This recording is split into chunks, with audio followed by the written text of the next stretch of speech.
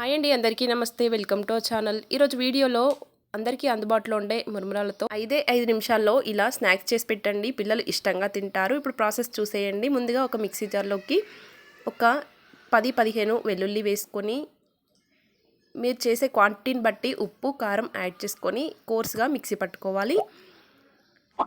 వీడియోలో చూపిస్తున్నాను కదా, ఇలా మిక్సీ పట్టుకొని పక్కన పెట్టుకోవాలి. ఆ తర్వాత స్టవ్ పైకి ఒక కడాయి పెట్టుకొని ఆయిల్ యాడ్ చేసుకోవాలి.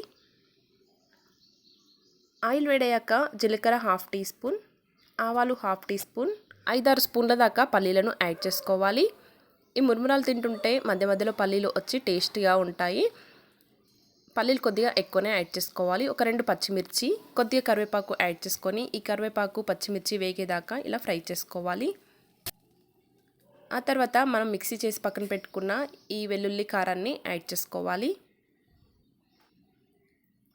ఈ వెల్లుల్లి కారాన్ని ఆయిల్లో కలిసేలాగా బాగా కలుపుకొని ఒక 1 మినిట్ పాటు ఇలా ఫ్రై చేసుకోవాలి.